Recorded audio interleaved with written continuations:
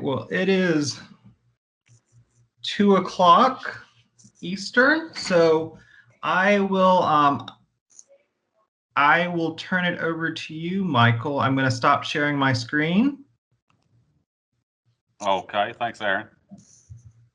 Well, we'd like to welcome all of you to the session on Appalachian Heritage Education, Teaching with Place in Mind. Like I was telling Aaron, as some of you all were joining in, we were originally a panel. Currently, we are a duo. So it's me and Miss Kimberly Sargent, who is the Kentucky Valley Educational Cooperative Social Studies Instructional Specialist. And we've worked on a project through the Kentucky Valley Educational Cooperative over the last couple of years. And unfortunately, a lot of it started right in the middle of a pandemic, as we all know. So I'm going to go ahead and try to share my screen, and if all will work well here.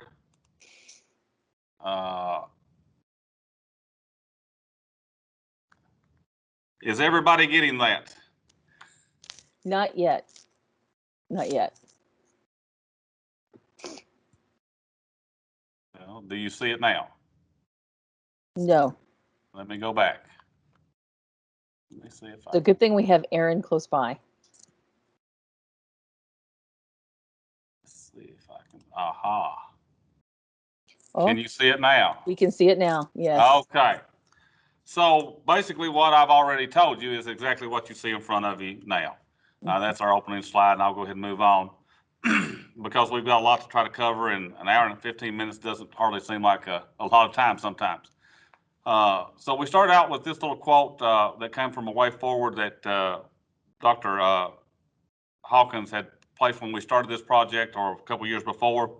We believe in the good minds and leadership capabilities of people committed to revitalizing East Kentucky. They will reveal what is possible for this region and make it a reality. And I think that is true of all of our Appalachian regions, especially those that are more rural and deal with more poverty issues and other issues that we currently face. So I think that's something to really consider. And that's really one of the guiding principles that led us or led Dr. Hawkins into putting together the Appalachian Heritage Fellowship and the fellows, and brought us together to begin looking at what we're going to talk about today. The abstract background, because of accountability throughout the nation, and especially in regions of Appalachia, with educationally, with an emphasis on history education to teach domestic and international events while ignoring local heritage, we felt that it was important to begin to look at what was happening locally and make those comparisons and those connections to what local heritage and history had to do with national events. We believe that local heritage serves as a catalyst in fostering and promoting student engagement. And we will provide you some examples of that as we go through this. The focus of this group was place-based education and project-based learning strategies to promote positive effects of those strategies. These activities were students valued the work, and the Appalachian Heritage Education activities actively engaged students in their learning. And these findings are consistent with the research of Bell and Thomas, Saunders, Stewart, Giles, Shore, Virtual, and Hanette Crawford. So there was a lot of research base that we weren't fully aware of when we started the project. As we began to research, we found, that the many benefits that come with this type of education and this type of teaching strategies. Kim, you want to go ahead and take this one? Absolutely. So it's lovely to be here with you guys today. I kind of just sit here like the little dog in the back window in the cars back in the 70s. I don't know if you guys are old enough to remember that, but I was just giving the church nod. So it's nice to be here with you guys today and to share the achievements and the good work of this project. You guys will see here the Appalachian Heritage Fellows Project was initiated, designed by Dr. Jeff Hawkins, who is the former director of the Kentucky Valley Educational Cooperative, and Dr. Desi Bowling, who is the current co-director of KVEC. So when you look at heritage learning and how it is defined by the Appalachian Heritage Fellows Project, which is really hard to say really fast together, you guys can see here that heritage learning, and I think sometimes, and Mike and I are going to talk about this in just a moment, when you talk about heritage, it can be problematic. And so looking at that definition that we have created that guided the project, it emphasizes that the activities focus on the learner's attention on the actual evidence of our history and culture and include the natural and built environment, which is something that for many of us here in Appalachia, we have a lot of built environment. So we're going to come back and talk about that as well. Material culture, agriculture, oral history, music, and folkways. So it automatically goes into those components of our culture as Appalachian people. And centering on that, it's going to, those activities that are going to center around those are going to create, so that's why we focused on the place-based education and project-based learning, that when you think about going into your communities to learn, you're going to go into your communities to find these things. So there's going to be that automatic connection between community and classroom. So, but I'll let you guys read the rest of that. I won't read the whole thing to you, but I think that for us, especially taking into consideration as Appalachian people, and that's a huge area, that we are very connected to place. And you guys will see the last part of that definition that says heritage learning draws on many disciplines, history and geography right off the bat. Because I know that for me, the first thing I want to know about people is where they live and what it looks like. And I did not realize until probably just a few years ago that is very much because I am an Appalachian person my whole life. So place is everything to me. So that being said, Mike, go ahead. So looking at kind of a comparison between heritage education and history education, heritage education is not normally a term that we talk about in the United States, but it is one that is fairly popular internationally. The term heritage suggests the suggested of heritage is very problematic, like Kimberly said, because of the multiple connotations that it can possibly take, and that's one of the focus of this whole association and conference is that we're looking at anti-racism, more inclusion, and those types of things, and that really falls into one of the problematic issues with heritage, is because if you look at it in its narrow definition, then perhaps maybe it picks up on some very negative connotations. That's not our view with the Appalachian Heritage Education Fellows, is that we want a very inclusive one. So there is a degree of confusion between history and heritage education. Heritage and history, they are related, but the difference between the two can blur. In the hands of visionary educators, heritage education can enrich history education and increase intrinsic motivation. And that's really what we want. We want that intrinsic motivation with our students, whatever age level they are, and the more intrinsically motivated they are, the more likely they're going to be actively engaged. And then and all research tells us that if they're actively engaged and intrinsically motivated, they're going to learn the content. And we believe that this is a great segue into deeper learning. And that's why we really began to examine it.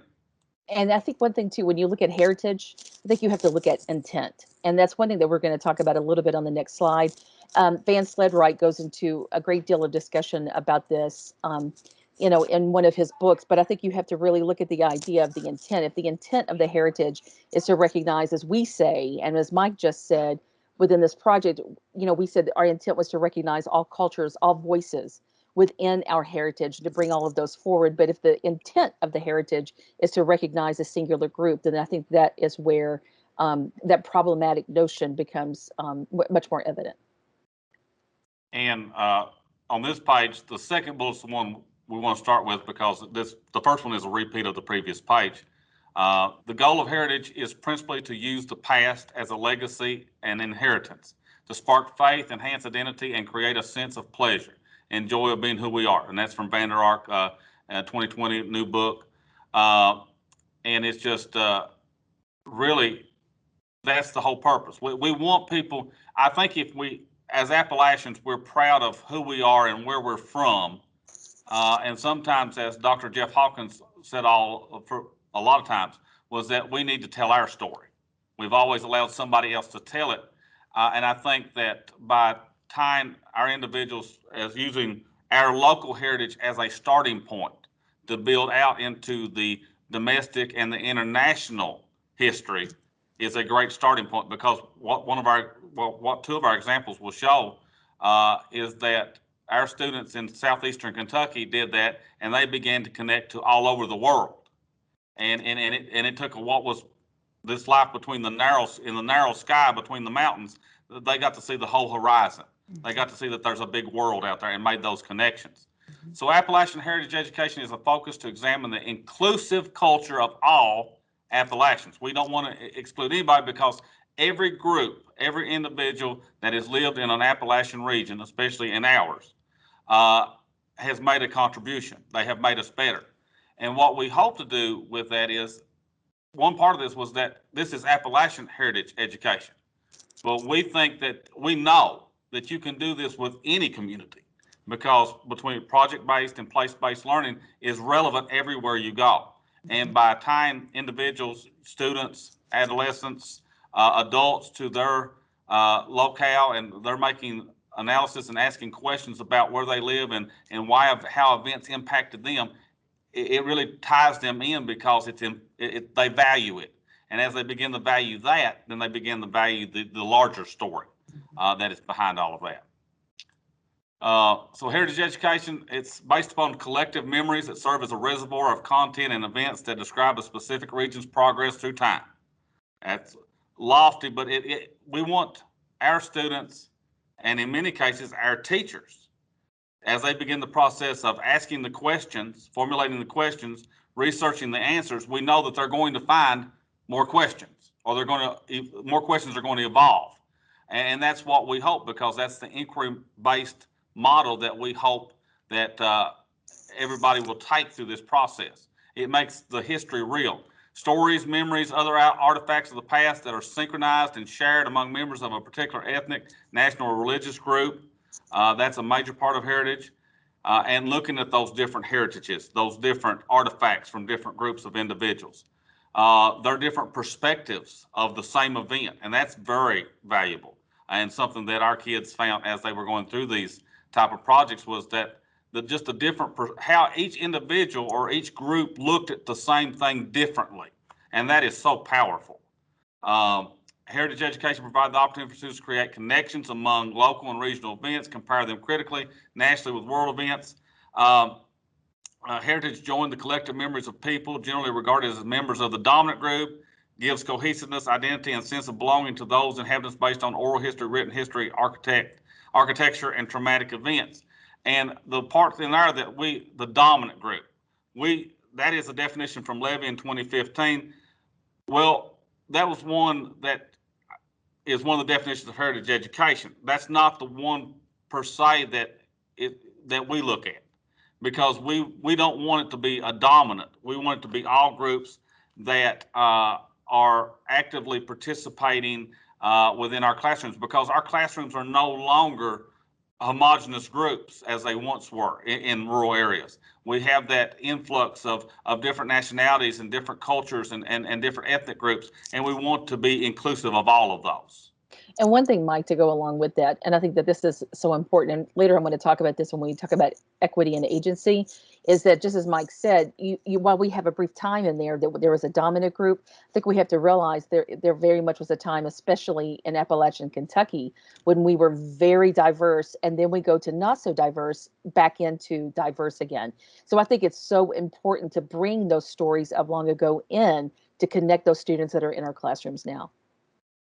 Good point. And the problem with that, as Kim mentioned, is that we were diverse, but then we went a long span that we weren't, and the generations passed by and evolved, and they lost the idea that we were once very diverse. So that's kind of the issue and kind of some of the issues with it. So some of the benefits. Enhances student interest. According to Boland, enhances student interest, increases engagement, increases retention, develops research skills, expands historical literacy through valuing place. There's no negative with doing this. If you do it the right way and with enough planning. Now, what we're going to show you is, and Kim can tell you, she can attest to this, it takes a tremendous amount of planning. But if you do enough planning in the front load and prepare it well, the students become engaged and they begin to answer their own questions, and you're just guiding them. You're a support. It becomes very student-centered, which is what we hope to happen. And there's a lot of positives with it. You can run it as short or as long as you want. You can be project-based or place-based. You can be both at the same time. It just depends upon your culminating activity. It's kind of carte blanche. You can roll it out the way you want to. It's totally up to you as you design these things. But Kim is the expert in this, and as we get to that part, she can kind of outline how to do it because she's taught me a lot about how to do these type of activities. But a variety of resources. You use primary and secondary sources, architecture, infrastructure, occupations, language, religion. I mean, you can touch anything with this. And it makes history relevant. It does. And I think I think one thing that I have always been prone to, and I think some of you guys maybe will connect with this, and please tell us in the chat if you do, but if you guys are like me, I go into a town and immediately I get a sense of architecture, and that architecture tells me so much about that town. And I can look around and especially in larger cities, you see older architecture in comparison to newer. So you know the old part of town, so to speak, to the new part. And it also tells you when you notice where that old part is, that can even tell you when the town started. And that's one thing, and I'm going to really make myself hush because I'm going to steal our thunder, Mike, is that when we went into one of the projects, we very much focused on the architecture of the town, and that became I got chills just now, even thinking about getting ready to tell you guys that story, is that the students, as they connected to the architecture, really developed a connection to history, and they wanted to know more about it, and that led them to knowing more about their families. I really am going to make myself hush because I really will start talking about it. So go ahead, Mike. And on that same point, I have a similar story. Mm-hmm. Architecture is important to me, and I think it probably is to most social scientists, most historians. But my great grandfather was a stonemason. He actually cut sandstone stone to be placed in buildings. Well, a lot of the coal camp buildings, the commissaries, the stores, and those types of things, the churches, old schools were built with those sandstone cut stones that were hand cut by a stonemason. And I cannot pass one of those buildings that I don't think of my heritage because of that. And that's what we want to tie our children today in southeastern Kentucky or whatever community wants to do heritage education to look at things through those eyes, to make that connection. And I'll digress on that as well. Some more benefits: it's congruent with past and current historical education standards. So if that's a question that an administrator asks, it's congruent with everything that's going on with education in the United States today, especially with the inquiry mindset. It's an accessible segue for cross-curricular collaboration. We'll give you an example of that with Mr. Alan Taylor's project-based stuff, activities he's done. Possibilities are boundless. There's no limit to them. It develops a sense of legacy, which we know that's a necessity to know if we're going someplace, we need to know where we've been. And so in order for us to know where we need to go. Heritage education values the material culture of a location, as we just discussed about the architecture. And heritage education is an academic discipline whose core purpose is the process of inquiry at a deep level. We want kids to look at things beyond the top layer. We want them to dig deep down and find the solid rock and find out why things happen the way that they did and all of the different sides. Here's just some different pictures that Kim has had the experiences with multiple classrooms. Just different pictures of kids being actively engaged in project-based and place-based education, and we'll share more of that here in just a few moments. Kim, is there anything you want to add to this slide? I just think that this is something that, again, I always go back to Dr. Hawkins's discussions of this. But one thing I love when I look at this, if you'll notice, because that's KVEC's mission always, is that the students are the center of everything we do in the classroom. And, especially in the one picture where you guys are looking at some pretty expensive cameras in the kids' hands, that's where it goes. Technology, all too often, people purchase that or have that. And it's like, well, here, I'll hold this for you guys. You guys, no, we have to hand it over to the students because, when they engage with the technology, it very much starts to become their story. And that's what's important. Thanks, Kim. So history education, looking at definitions of history. According to Levy, who quoted Bohan, history education has ostensibly existed to cultivate the mind and teach the individual to think, as well as to develop good citizens and promote moral character. Barton and Levist suggested what is it? Lipstick. Lipstick. Yeah, I never can say his name. suggested the focus of history education in the United States essentially appears to be the same. So we're trying to make sure students become moralistic, nationalistic, and productive members of society through the development of their analytical thinking skills. Heritage education history education has been to teach mainstream goals of the nations and to act in accordance with those principles. And it's been done most often in a chronological manner, and many times not with any connection to previous or post events. So a lot of times the cause-effect relationship is left out. So looking at that focus with history, so we're going to look now at some approaches to Appalachian heritage education and instructional design and practices.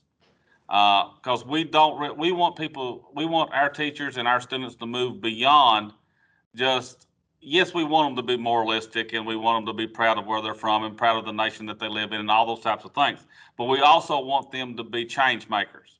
We want them to be individuals that want to do the right things for the right reasons and not to be afraid to stand out there and sound the alarm when something's not right. And in order to do that, they've got to understand where we have been, where we're at, and where we're trying to go. And that's the only way we're going to know how to get there. So we're wanting to change kids by having them to actually explore and not depend upon what somebody else is telling them is the truth. That they begin to disseminate their own knowledge base. So the definition that the Appalachian Heritage Fellows came up with.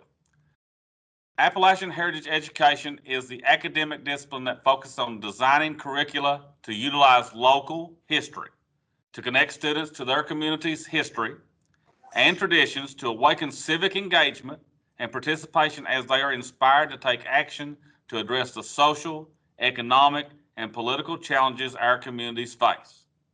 That was, as we sat down around a big, long table and hashed all this information out and what things were our goals and what we wanted to achieve at the end of this, or as we were going through these types of activities, was that we wanted our students and the students of the nation to be able to be inspired to address the social and economic and political challenges our communities face. And as we all well know, if you are in a rural Appalachian area, there's lots of challenges. Now, there's challenges nationwide, but the challenges that many of our rural areas in Appalachia deal with are sometimes seem to be crippling, and we don't want them to be that way. We don't want people just to accept that this is the end of the road. That this is the beginning of my journey. It's what we want our kids to think and to believe, and how are they going to get there. So the background. Modern focus, of course, is on preparing students for high stakes assessment. So we know that. Anybody that's in education, the key thing is accountability and preparing students for high stakes assessments. That's what most education deals with, or the end result that most people look at, or a lot of administrators look at. So Virtue and Hynett Crawford suggests that focus ignores the positive effects of place-based education and project-based learning that can have with non-assessed, non-academic characteristics, an example, problem solving, critical thinking, and real-world connections. If we improve problem solving, critical thinking, and real-world connections, all the other things begin to fall in place as anyway. Students today face more distractions from learning and are inundated with information distractors from the internet and social media platforms. We all know that because we are as well. The literature is clear. There exists a need for greater student engagement, and one of the methods to accomplish this is place-based education and project-based education, place-based learning. And we know that. According to McPhail, education is now focused on process skills and learning how to learn. And that's an important thing to keep in mind. Learning how to learn, learning where to find the information, learning how to use the technology in a professional way to project or portray or inform people of what is going on, or your point of view. So Appalachian Heritage Education, according to Ravitz in 2010, states that PBL is a constructivist approach designed to increase student active engagement, again, active engagement, using projects or tasks as a vehicle to drive student motivation.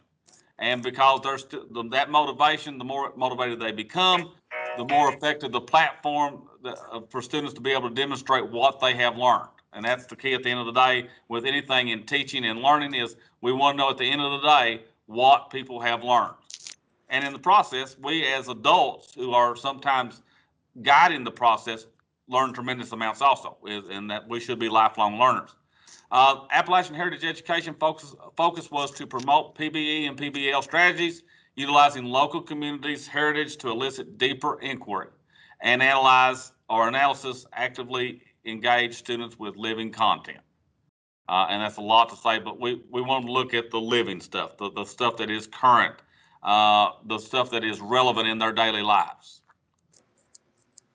Kim, would you want to go ahead and go through this?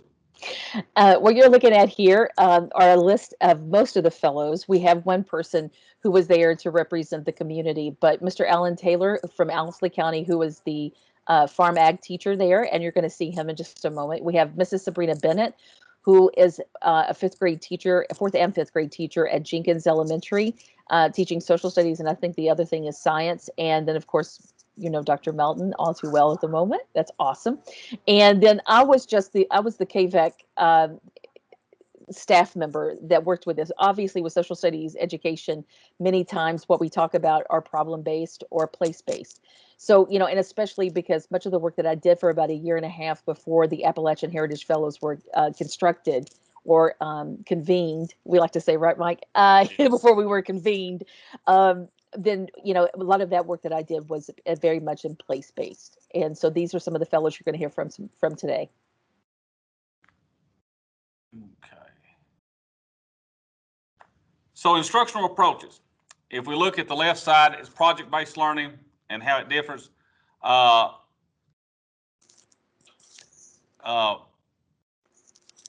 Place-based, it differs, is similar to PBE in that it's based on engagement, real-world skills guided to inquiry. It differs only slightly in that there is a culminating product or performance as part of the definition. So project-based learning is similar to place-based education.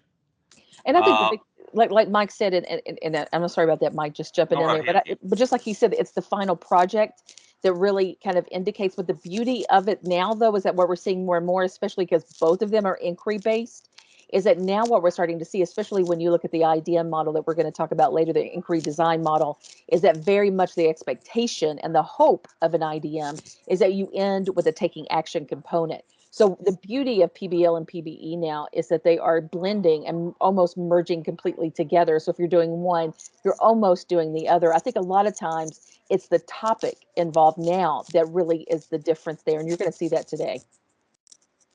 According to Colclaser, Longest, and Terry, that PBL should develop key knowledge and understanding of academic curricula in students while cultivating career readiness skills. That has become a major issue or major focus in most states is college and career readiness.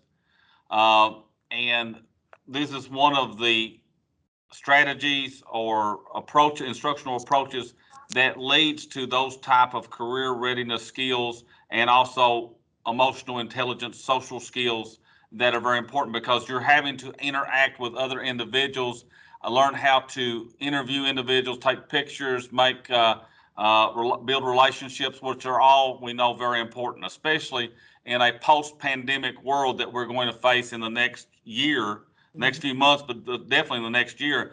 Relearning how to respond appropriately to emotional stimuli is going to be a very great challenge. And that's one of these. This is one of those projects, and place-based education allows us to do that. Summers and Dickinson suggest that standardized social studies scores are significantly increased by project-based learning. So if we know that and we're worried about accountability, then why would we not do this?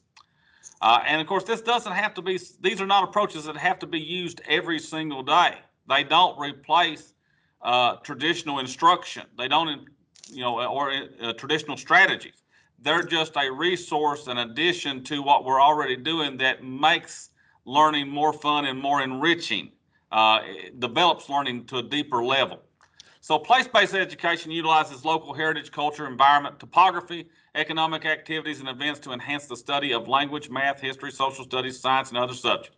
That's from Promise of Place, 2010. The beauty of place-based education is that it examines the world in which students, not liver, live from the inside outward. Hopefully it's not coming from their liver. But anyway, from where they live. So they begin, where they live is the starting point, and they begin to work their way out from the center of the onion, perhaps, if you would like to. Place-based education causes learning to become not only personal, but visceral, connecting the students with the content. It becomes real and it is valued. And with some of the videos that Kim will show, it's evident. Students may claim their voice through their inquiry-based research and their culminating place-based education projects. And that's amazing. One of the things we as educators have often talked about for generations is that students gaining their voice. And I think one thing too, Michael, I want to, interject at this point so your phone can finish ringing, is that is that Dr. Kathy Swan says it best, and she's one of the co-founders, co-creators of the IDM model. And the whole idea that you have to do, a full IDM every week is really almost inhumane. I mean, that's because, just as Mike mentioned earlier, we have to do so much to plan one, to bring the sources and the text and everything together, and to design the task. So as she says, and one of the trainings that I attended with her was, it can't be a laser show every day. And I think that that's so important. And I think the students almost become immune to it if it just becomes an everyday thing. But when it's brought in, they know that there's something new and different that's getting ready to happen, and that's really exciting for them. So they're going to connect to the content on a different level, and it's going to be almost like an anticipatory set. They're going to come in thinking, oh, this is an IDM today. Oh, they're going to be ready to go.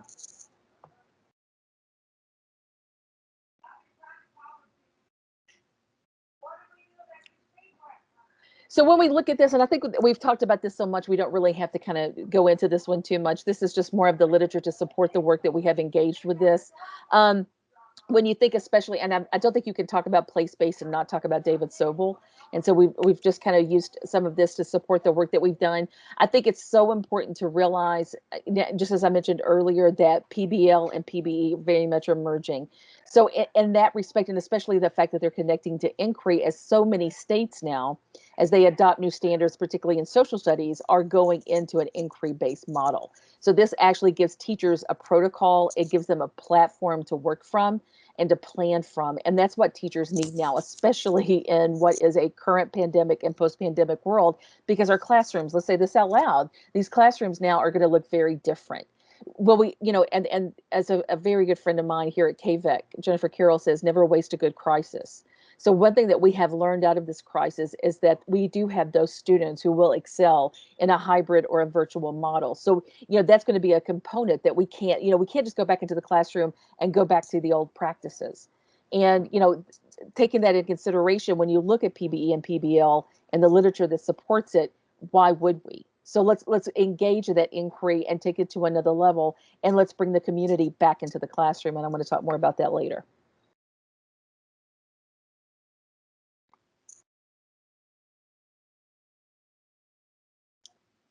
Let's see. Oh, Mike, you're muted. I'm going to get a t-shirt that says that you're muted. Hashtag you're muted.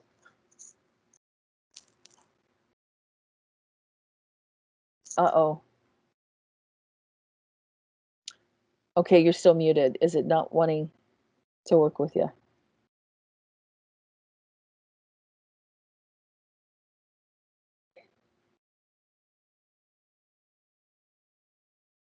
Aaron, I'm getting ready to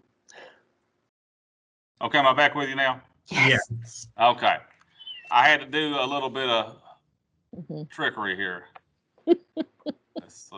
Well, you did a great job. Did you see the panic? I was going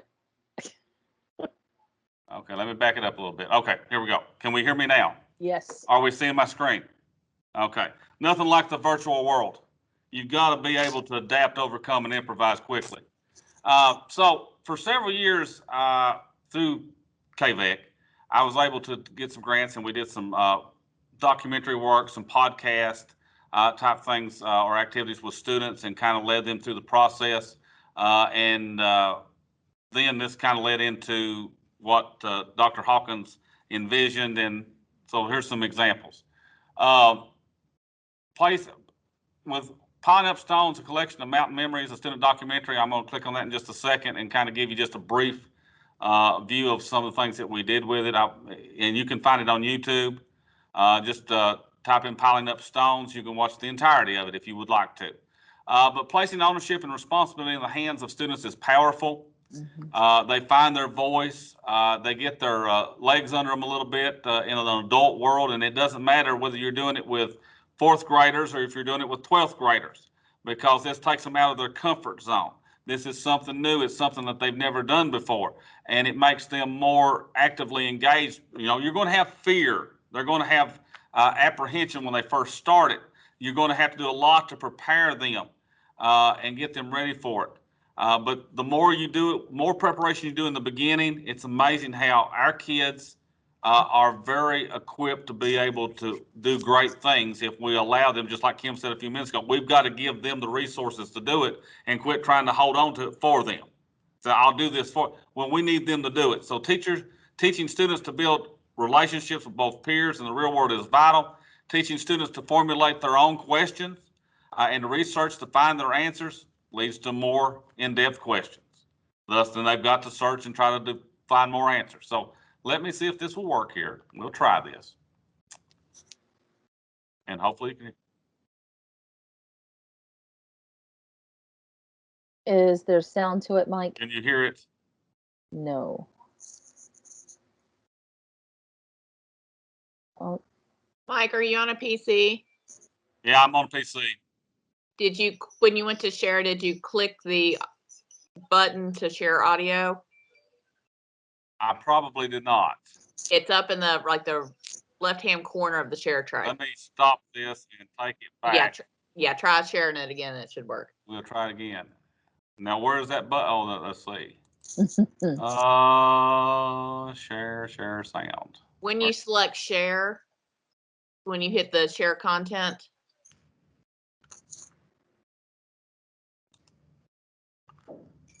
on the to share to share to teams. Okay, let's see. So you may need to unshare your screen and then share again. That's what I'm thinking. So yeah, you do. Share. and that's good because later you won't have to do it. So it should work, right? Yes. Okay. Well, nothing like the world of technology. Let's see. If I get back to the main screen here, and then I'm going to stop sharing. Mm-hmm. And then,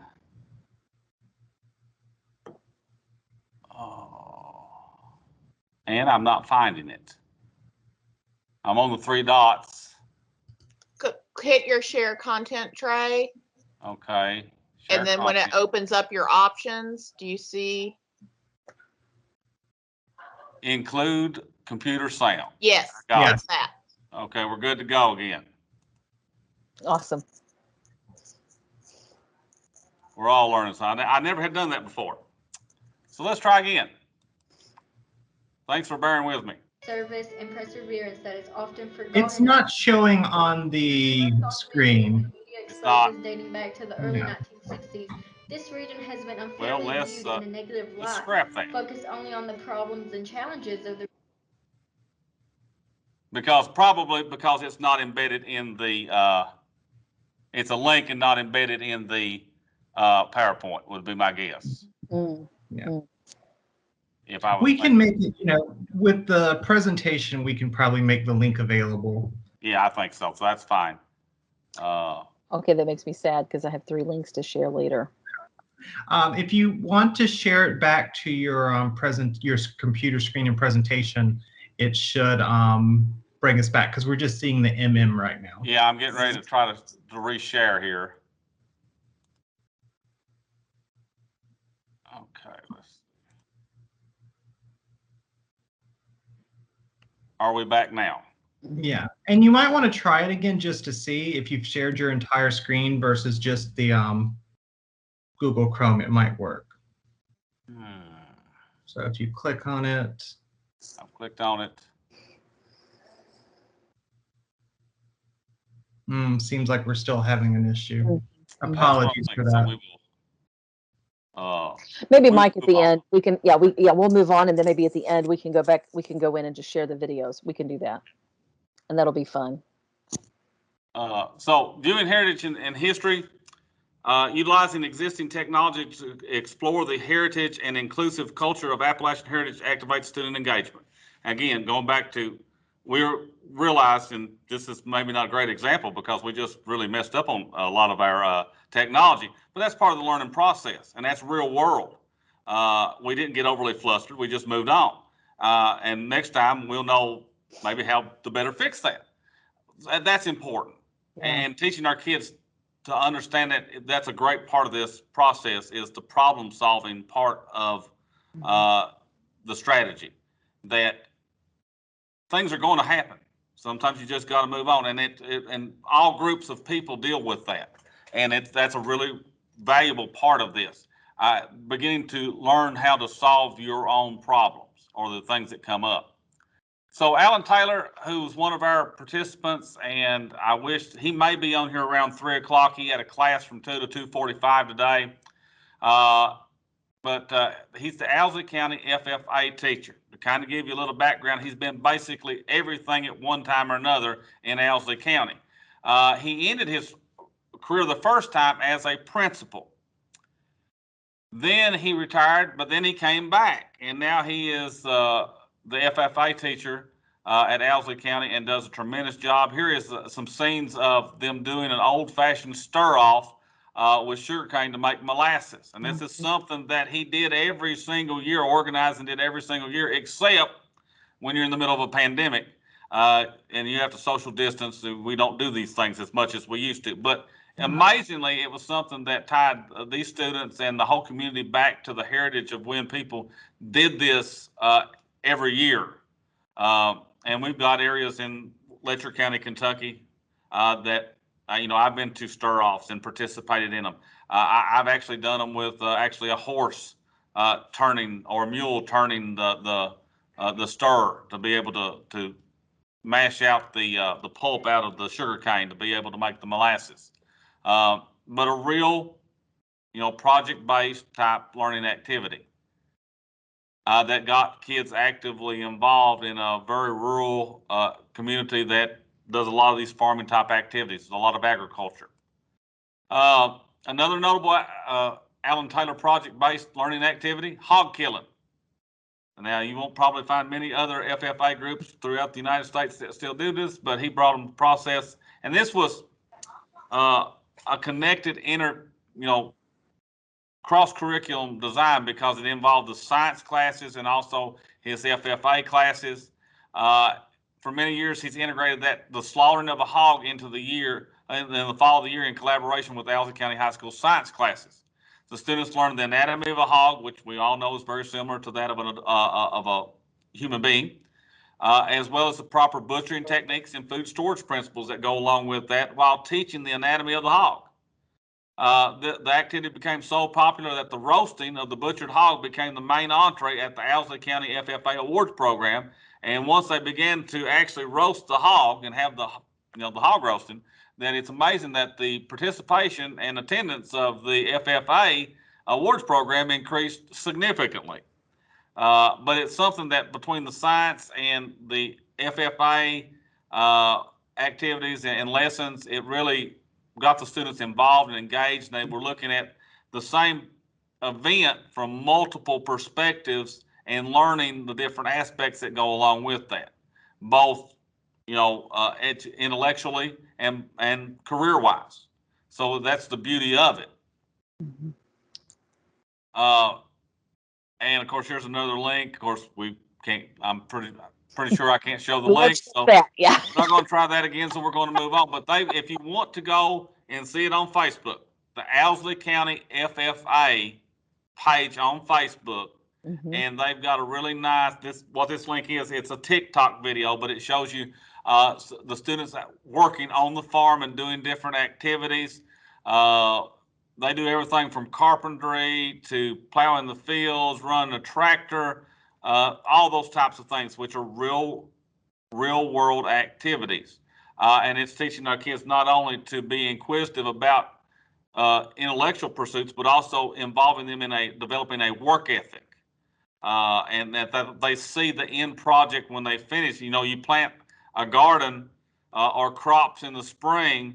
When you go to harvest them in the late summer or the fall, you actually have the benefit. You see the fruits of your labor, and that's important. Place-based education, and this is going to be Miss Kimberly to come back in and take off. Okay, I'm very excited. I'm very sad that I may not be able to share the videos with you guys, so I'm going to kind of hustle a little bit to get through it because I promise you, you're going to want to see these videos. So go ahead, Mike. So the first one we want to feature is an Appalachian Heritage Education Fellow, and we'll talk about her in just a moment, Sabrina Bennett. But one of my favorite books that is called The Power of Place, and you can see the authors there below, but they have these 6 main design principles of place-based education, looking at it as bringing, community as the classroom, student learner centered, inquiry based, local to global, which is I think one of the harder ones to develop, but we'll kind of talk about that a little bit later. Maybe not today, actually, because we're going to kind of hustle design thinking, and most importantly, interdisciplinary, which is one aspect of what you just heard that Alan did. But the first 3, the community as a classroom, student learner centered, and inquiry based are going to be the 3 that I focus on today, just to save time. So go ahead. So why place-based learning in the first place? So the big thing you guys will see here, reconnecting the school to the community. So often, just as we talked about earlier, with high stakes testing, all of a sudden what we had to do is we had to shut those school doors and eliminate the community from our classrooms. And when we do that, or, as that happened, because we go into this insulated, modality, because we've got to prep these kids for this test because the test is the most important thing. But in reality, it is learning that is the most important thing. In those days, and my grandmother was one of those one-room school teachers, and I heard millions of stories about how she never really taught science inside the classroom. They would go outside, depending on what they were talking about, or they would go to, someone's, home or whatever it may be, people that did, the stir-offs and that kind of thing. The kids would always experience the science of things. So, now reconnecting our classrooms to the community is an incredible, incredibly important aspect of place-based learning. Go ahead and flip it there, Mike. I'm getting ready to, Kim. So one thing I want to talk about before we really go into that, and you guys will see this up here. So for those of us that are Appalachian, and we know all too well, thinking about we're just hillbillies. And I want to talk about that just a little bit, because sometimes when I would go in to work with students, or even when I taught my own students for 27 years, we would go into different things, or I would try to bring in local history, and the kids would disconnect, to a degree. I mean, you would have a few that would get kind of interested, in that kind of, but when we talked about the rest of the world, we said, well, how did this, impact us here in Appalachia, Kentucky? Of course, I didn't say Appalachia, Kentucky, I would say Letcher County, and that kind of thing. And they'd be like, I don't know, we're just hillbillies. We were never part of this. And one thing that always bothered me about this, and then I'm hearing it more and more as I work with teachers the past 6 years through my work here at the Kentucky Valley Educational Cooperative. And then the more I heard that, the more that I really became disturbed by it. Because for me, when we hear the words we're just, and that word just has a great deal of surrendered power in it, because it says that I don't matter. And if I don't matter, then I'm not going to engage. And I'm not going to engage civically. I'm not going to engage politically or economically, because it doesn't really matter. I don't matter, and my community doesn't matter. So one thing about place-based learning and project-based learning is that whole dynamic, that whole narrative is flipped. And go ahead there, Matt. And you'll see that. And that's why I hope so, desperately, that I can show you guys this. But if you're going to be at an Appalachian conference, you got to mention Dr. Wendell Berry. And this, for me, is one of my favorite quotes, from him. It says, if you don't know where you're from, you're going to have a hard time figuring out where you're going to go. And I think for our kids, because again, going back to this idea, you're no longer just a hillbilly. You are from Letcher County, or you are from Jenkins, because we're going to talk about Jenkins. You are from Johnson County, wherever. And I keep focusing on Eastern Kentucky places, but you guys know, I mean, when we connect them to their place, they know who they are, they develop that deep sense of identity, then they can go anywhere from that point. And that is so incredibly important. Go ahead. So again, going back to this definition, and when we look at this, the big thing I wanted to, click on is the local heritage, the cultures, the landscapes, and the opportunities and experiences. And you guys can see it can be fully interdisciplinary. And go ahead there, Mike, because you can tell you guys I want to get to the good stuff. And again, my favorite, one of my favorites. Those books you guys have listed, I have fallen in love with a new book lately called Nearby History. Highly recommend. You guys will see that in our references. Go ahead, Mike. Everybody can read, so you guys know the whole thing behind this. But for me, I really wanted to get to this page to talk to you guys because I've seen this happen firsthand. And I was blown away. And there were times, and I'm telling you, as teachers, for those of us that are educators here, you do have those moments in the classroom when you get the chills, or you get the little, you get that little lump in your throat, and you're thinking. I mean, I have had through these experiences with these teachers and even my own students in the past, when I dared to take a little time from the high stakes testing and do a little place-based kind of thing, you have those moments where you actually tear up. And there's one moment that if I get time at the end to tell you guys that story, I promise you I will. And I was not the only one in the room that day, and you guys will hopefully get to see that classroom in just a moment. But when you think about it, and again, that whole sense of community, addressing identity by discovering a shared experience and a shared history, that is so important all too often because we have stopped telling our story here in Appalachia because we did other people's stories, other people's representations, other people's narratives of our region. And we believe them, and we have our children and our children's children to believe them. But that's the one thing I love about KVIC, and that it has been part of our initiative for a very long time, and that is telling our own story, and most importantly, discovering our narrative to share.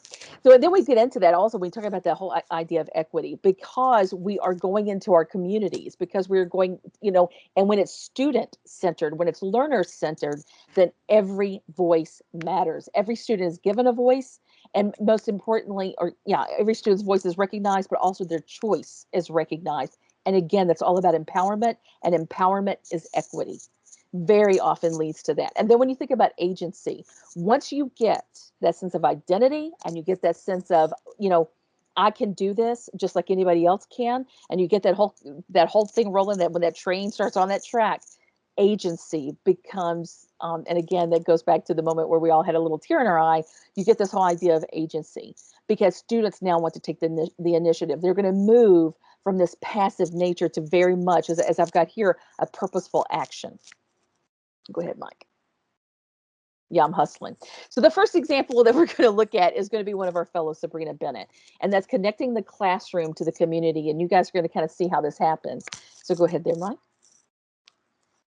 So, and these are her words, by the way. These slides were actually taken from a presentation that we did at the Kentucky Historical Society last summer, because I wanted to make sure that I captured their words as I talked about this. So the big thing that she saw, and she talks about this every time, and hopefully you'll get to see that video, an immediate, rapid, and phenomenal, exponential increase in student engagement, because they were talking about where they were from and they were learning amazing things. They developed more in-depth increased skills, again, skills that can last them a lifetime. I mean, think about you guys, we as adults live in inquiry, because if we're thinking, okay, my car is making a funny sound, what's the first thing we do? We're going to go in there and Google it. And we're going to keep asking questions, or we're going to keep investigating. We live in an inquiry model. Well, guess what? These kids are developing those skills. It's hands-on research. And now this goes to the historical education. These kids are interacting, and it became seamless. These were fifth graders who had relatively limited exposure. And then all of a sudden, when they start interacting with these primary sources, they want more primary sources. And that was amazing. They started saying, well, do we have diaries? Do we have journals? Do we have more pictures? And they were asking for it, and that's what it's all about. But there's a real mindset change. Mike, is there any way? Well, I'm having a hard time because I can't see the whole screen, and I can't see everything that I can see on top of this. So anyway, so when we think about those things that those kids are discovering, it's pretty amazing, because, and that's why I say, and again, I mean, all of these, if you look at them, you see the component of community, you see the component of student learner, you see the inquiry, and I'm only using each of these as like a particular example. Okay, go on to the next one there, Mike. So you can see here again, we're going to set it up in the inquiry model. You guys can come back to this. I don't want to. I'm kind of timing myself here because I know that so we'll talk about that in a minute. But anyway, so when you look at this, so obviously she's from Jenkins Elementary. So she said, who came to Jenkins? This was her supporting question for this one day. And what the students did, she was able to get a special grant, which by the way is available to all classrooms. You just have to go through an application process. And she had an Ancestry.com account that's centered on the primary sources of ancestry. Obviously, you're not going to be doing the trees, the family trees and that kind of thing, but they started going in and investigating and going through the census information and other information that they had for the Jenkins community and learning a great deal. Students immediately, like it says here, started connecting countries to Jenkins. To them, they look around and everybody that lives in Jenkins right now, everybody's always lived in Jenkins. So this is where everybody started, right? No. When you look at that phone book and you start seeing those last names, some of them are very, very different. It's like, well, now they're not like that. But when they looked at some pages from a phone book from the 1920s and 30s, those last names were drastically different, and they were from all over the world. They charted the occupations. Most importantly, they mapped where they came from, and you're going to see a picture of that in just a moment. Go ahead there, Mike. And here you can see some of the pictures. This was one of my favorite days that I went in here. I took these pictures, obviously.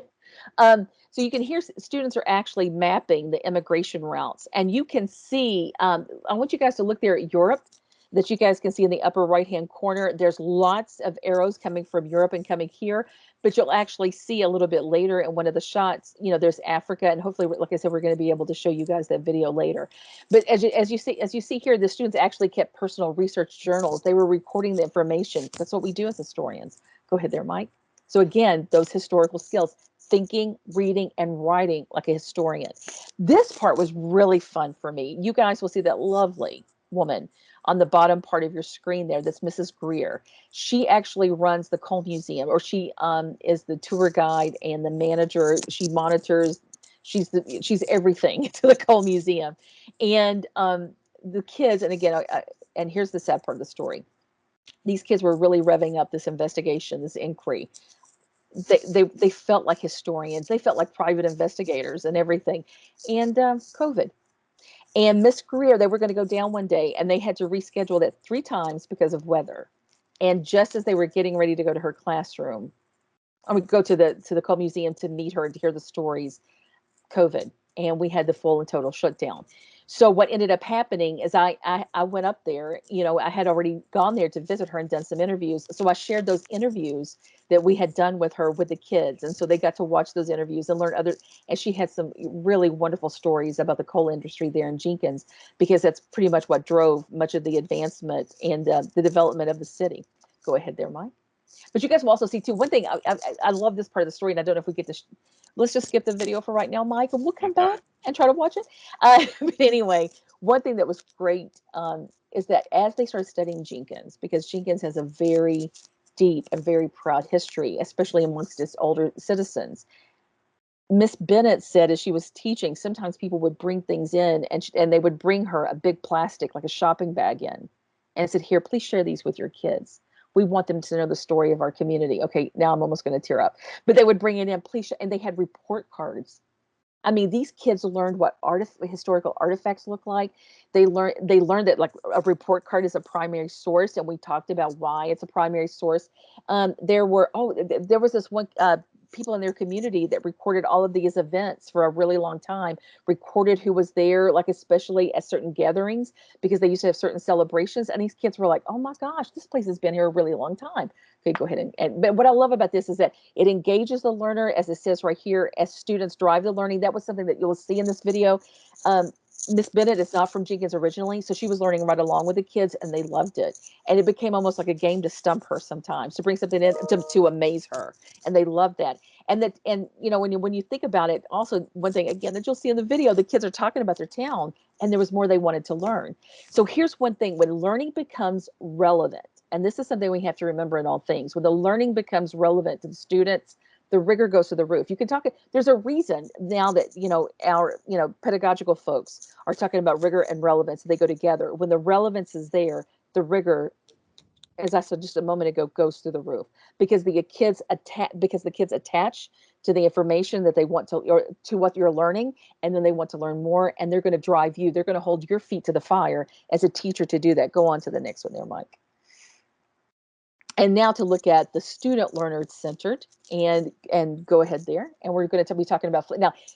Tara Boggs and the next teacher I'm talking about were not part of the Appalachian Heritage Education Fellows, but they were very much, I think, part of that inspiration too. As we convened the group and everything, they were very much in the background there, because we were seeing what was happening with their projects, and we thought, we're on to something here. And most importantly, through the vision and the foresight of Dr. Hawkins, all of that came into the Appalachian Heritage Fellows group. So you can see the purpose of the project. Hopefully you've been looking at the screen there to kind of learn about, about her project a little bit. She is actually an ELA teacher, which is amazing, but she wanted to talk about narrative. And as I was talking to her about her innovation grant project, because that is something here at KVEC, is that we have the innovation grants, and students, where the teachers are eligible to apply for up to $1,000, or for $1,000 grant to support learning in their classroom. And they have to be very intentional in showing how that money is going to support that learning and what it's going to connect to, whether it's technology to enhance or whatever it may be. And in the case of Tara Boggs, is that there was technology purchased, but it had a very specific purpose of gathering the story. And so go ahead there, Mike, and go on to the next one. So that being said, one of the things that we did, and I love this, questions drive the learning. Well, guess who's writing the questions? The students. So we brought in bunches of pictures for them to look at using the question formulation technique, or QFT. The students are looking at those pictures. You can see some of the pictures where the kids are doing that. And they start asking questions because these were pictures of their community. We communicated that. And that's basically all we said. This is pictures of. So they started asking, and they were seeing, there were people in their community they had never, ever seen before. It showed the streets. Like, one of my favorites is the kids were like, this is neon? Because you go to Neon now, you guys, and these kids are passing by of this very small town of Neon, Kentucky. You're talking probably 90 to 95% of the businesses are empty storefronts. And I grew up, in full disclosure, going to Fleming Neon Elementary and Fleming Neon High School. And when I was in school, in another decade, all of those businesses were full. Those streets were very, very active. There's pictures from me marching in the band where you see the streets completely full. Now you have a parade there, and it's significantly less, significantly. And I think we see that all throughout Appalachia. So how do we get these kids, seeing the value of their community, seeing the value of themselves, when every day they drive through abandoned cities? So how do we do that? Well, you learn the history. So, and you learn that heritage and that culture. So here you can, so go ahead and Mike can flip it into that. Well, this led us to, when these kids kept asking about all these questions, this led us to doing a map making activity. And that we actually took them down in town because they'd passed all these places. And again, going back to it, is because many of us as historians, very much connect to the history of our communities through the architecture. We took the kids downtown and they got to see this. And they were talking about, why does this building look so different from this one? So we had the kids divided up into the people who drew the maps, the people who took the pictures, and the people who wrote the questions. And they were in teams of 3 as we went through. And then we came back, and you guys can see the pictures here. So you had the map makers that you guys are seeing in the bottom right. Those are the kids who came in. They said, okay, now I have to do a mental map, because they were recording it while they were down there. And then they were going to reconstruct the whole town. And then you have the pictures and everything that supported that. Go ahead there, Mike. And so they started asking their questions. Kim, if you don't mind, you might want to explain what QFT is. Question formulation technique is a protocol that basically 6 easy steps that is scientifically based, supported completely by research, a good 14 years of research before it really went into mainstream. It was constructed by the Right Question Institute under the direction of Dan Rothstein and Lou Satana. The book I want to recommend with that, and I don't know if we have that in the references, we may not, we'll add it, but the book that they wrote is called Make Just One Change. And I'm going to tell you that one change in my classroom was astronomical. That is the key right there. When the students bring their questions in, just like I said a moment ago, they bring in their questions, they bring in the relevance, and they drive their rigor. And and the question formulation technique is an important, very important tool in that process. we have other, we can go on with that one. So again, hopefully we can go back and show these, Mike. We've really got to do that at the end. You guys are going to love that. So go ahead to the next one. So another teacher, coming back to this. So one thing I loved, and as I mentioned earlier, one of my new favorite books about place-based education, ultimately, that's called Nearby History. And you guys see a footnoted at the bottom of the page there. This was after my work with Tara and her students, and I came in and I'm looking at, and I open up to the table of contents, and guess what? It's basically that bulleted list. He has different, or they have rather, different chapters that addresses how to do that within many of these communities. And it's a phenomenal book. I cannot talk about that book enough. But the kids were, looking at photographs that were official photographs that, came from different groups in the community, and kids started bringing pictures in. And it was pretty amazing. So they were looking at documented and sort of undocumented pictures that were going onto Facebook. There's a couple of really great Facebook pages that connect to Fleming Neon. And so people are constantly putting old pictures on there. The kids were going on Facebook and getting those. They mapped, like I said, the landscape, researched the businesses. At one time, in an area of about 3 to 4 miles, there were over 100 businesses at one time. And when those kids learned that, and most importantly, when they learned at one time that there were over 30 different countries represented in that community, or 30 different dialects, I think there was about 20 different countries. They were blown. Wait till I talk about Harlan County, and that number changes drastically. But they were so excited to learn that at one time they lived in a very, or their family lived in a very cosmopolitan town. Okay, go ahead. Aaron here, just a 10-minute warning, and to let you know, Alan Taylor is on. Oh, awesome! Welcome, our friend Alan. I'll hustle here a little bit so you guys can hear from Alan and everything. Go ahead, Mike. So the other teacher that we wanted to look at was Debbie Napier. Now, again, she was not a fellow, but I had the opportunity to work with her on 2 different grants. So go ahead and click there, and hopefully here we are going to be able to access one of the things they did. While we did do the IDM model with the other 2 groups, that's why I wanted to use hers to focus on, because where she was one of the very first place-based education grants that I worked with, or place-based lessons that I worked with, or units, and using her innovation grant to do that. So now, kind of worded that correctly. We went in and looked at that. So go ahead and click it there, Mike. And so here's is actually a picture. So we sat down, and she knew that she wanted her students to understand, how did the coal industry shape Harlan County? Because now you go to Harlan County, and again, you've seen significant, and we all know too, when we say Harlan County, there's certain imagery and thoughts that come to mind. But that's not what we wanted to focus on. We wanted to focus on the positives of Harlan County. So you can see here, when you think about the IDM, you have the questions, sources, and task. Those tasks very much connect to the sources, because the purpose of the task is for you to interpret and store the information that's coming from the sources. But those questions have to drive how you use those sources. So you guys can see here, so we took, the first day to talk about why did U.S. Steel? Because U.S. Steel owned Lynch, Kentucky.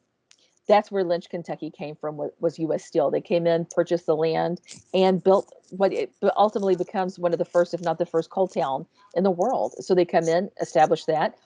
Just about a mile down the road, you have Benham, which was owned by International Harvester.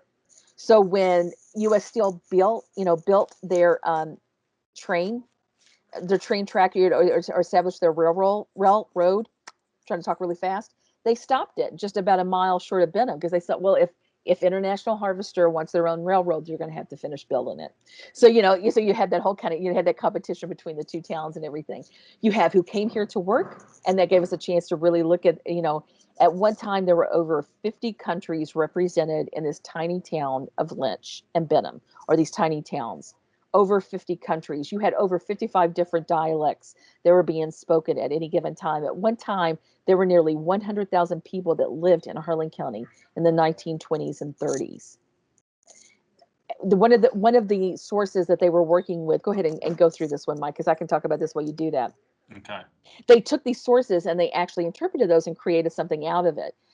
They actually created a graph, because they said, wait a minute, we want to look at these numbers in comparison, let's say, to Fayette County, Kentucky, which is where Lexington is. And for a good chunk of the time in the 30s and 40s, Fayette County and Harlan County were almost neck and neck. you know, they would just, I mean, they were really side by side.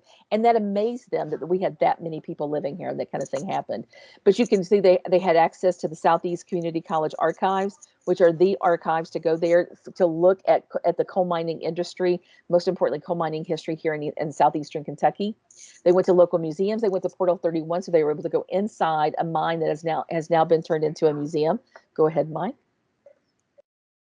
And again, looking at the task, you guys can see one of those graphs. They did a photo essay. They had 15 to 20 pictures to look at, and they had to choose 5 that told the whole story of living in a coal camp. So that's why you have to look at these sources and then decide how you want the students to use the task to show what they are learning. And go ahead, Mike. And then in terms of historical writing, because these students, go ahead and I'll show the next one. Here's really cool. Besides just writing their essays and everything, go ahead. What they did is they actually, because they wanted to share the history of Lynch, they created a virtual tour that you can actually go on their school's website.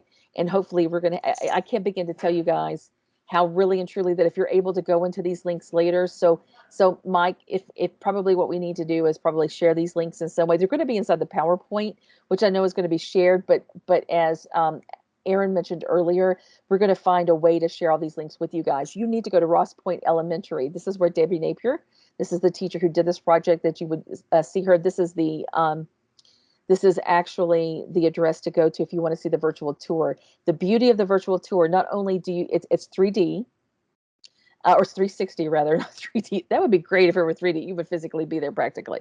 But anyway, it's 360 and you can actually float around the town and everything, click on the different businesses and everything to learn about it. But what's really cool is that they have an oral history built into that. There are 2 people that live in Lynch that they are the second generation. They are the first generation of the generation that moved here, that immigrated here from Europe. So they're the last 2 remaining. They're the ones that know the whole story. They can tell you of walking down the street and smelling Italian food and Mexican food and even French food and, you know, Egyptian, I mean, you know, African food, because there are different countries in Africa that were represented. So they could walk down the street at dinner time. He tells a story of going through, and he told the students at Ross Point this story that he could walk down the street and he had certain favorites that he made sure he showed up at that house really close to dinner time, hoping he would be invited.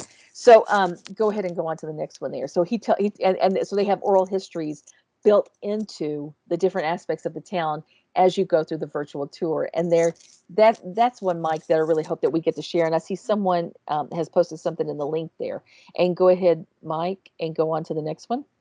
Oh, you want me to go on the next one? Yeah. Oh, is it going to play? Can everyone see that? Play that, Mike, and let's see if we can do it. Oh, no. No sound. Can you hear it? No. Okay. I'll straight up. 3-minute warning. Yep, 3 minute. Yep. We're hushed because we want to talk to Alan. So go on to the next one there, Mike, really quickly. So when you look at the impact of play space, I can do this in just a few seconds. Go ahead. So these are all the components. This is what happened, and I saw this personally. The students, the moment that had the tear welled up in my eyes, when this one student turned around, and as she was learning all this about neon, and she turned around to the teacher and to the, you know, teacher's aide and to me that were in there and all the students that were in there, and she looked up and she said, "Why have I been thinking that this place is dead?"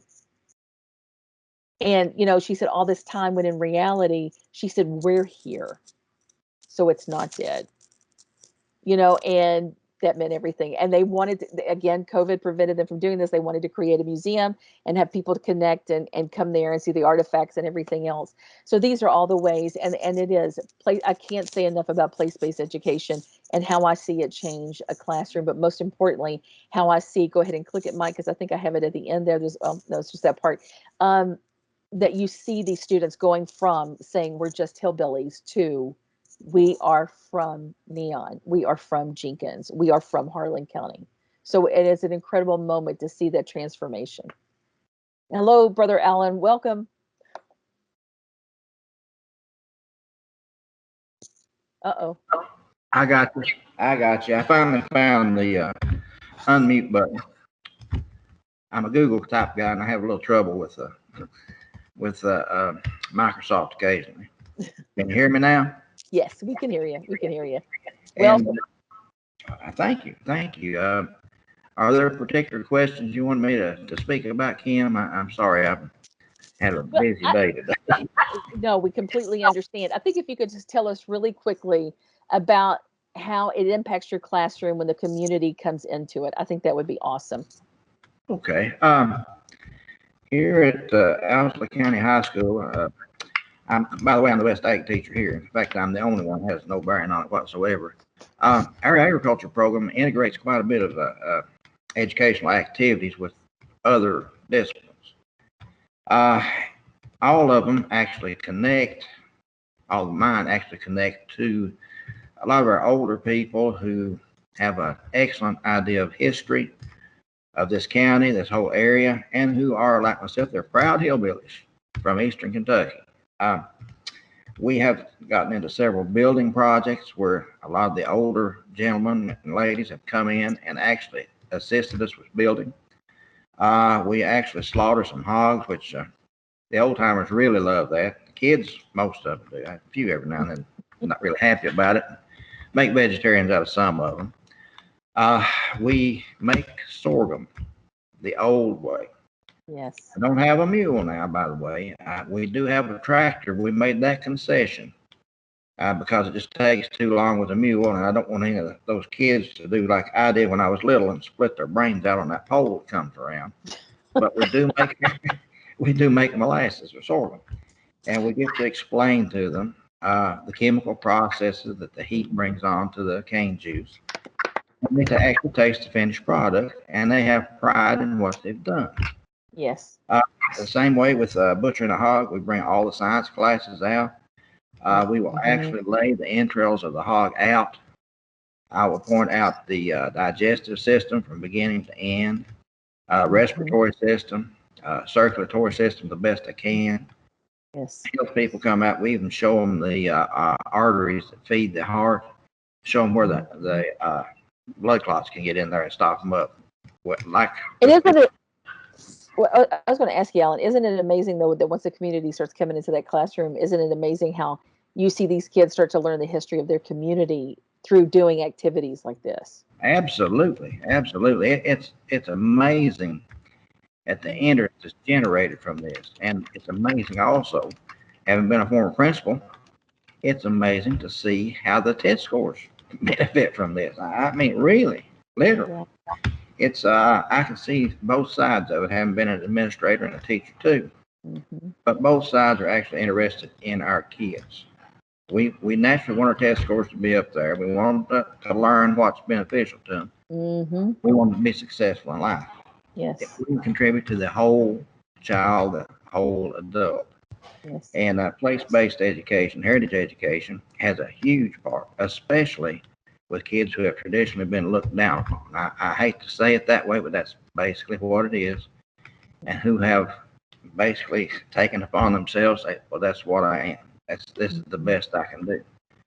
Well, we open doors when they can see how their forefathers and their ancestors have done.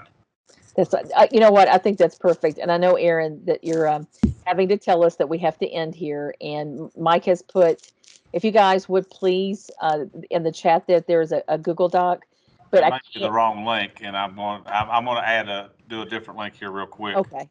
Okay. And if I could, let me give them one website they could visit and could see some of the things that we're doing right now. If I could take just a moment to do that, it's 2021 Owsley County FFA.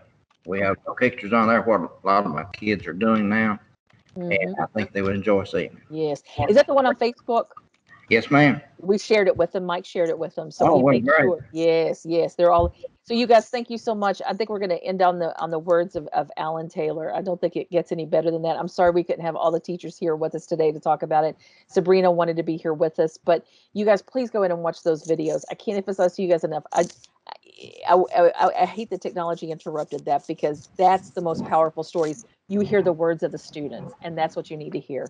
You all, thank you so much for being with us here today. I'm always honored and privileged to talk about the work of Kentucky Valley Educational Cooperative. So I appreciate you all so much. And I really am grateful to work with Alan and Mike and Robert and Sabrina on this project. I want to say publicly to all of them, thank you all. And I mean that for your hard work. You made working with the Appalachian Heritage Fellows phenomenal. And I on appreciate a note with that, I'd like to also thank the Appalachian Studies Association for Yes. the work that they do to promote Appalachian culture and heritage, and the movement to try to be more inclusive in our region, and to promote our region, because we've got a lot to offer. And I think that's going to be my closing remark. Of course, on the end of this PowerPoint later on, you'll see that there is our email address and stuff like that. If you have any questions, comments, anything like that, go ahead and give us a personal email. I also attached the survey just to give us some feedback. We didn't plan to go this long, but we knew we'd go a long time. And then, of course, we had technological difficulties. We apologize, but thank you for attending. Thank you all so much. We'll have the recording available. There are several comments in the chat thanking you for the time. Yes. And, I would definitely reach out if you have questions, because I know both the presenters would be more than happy to. And if you're there, if you could end the recording, because I cannot, but thank you all for being here. Thank you all so much.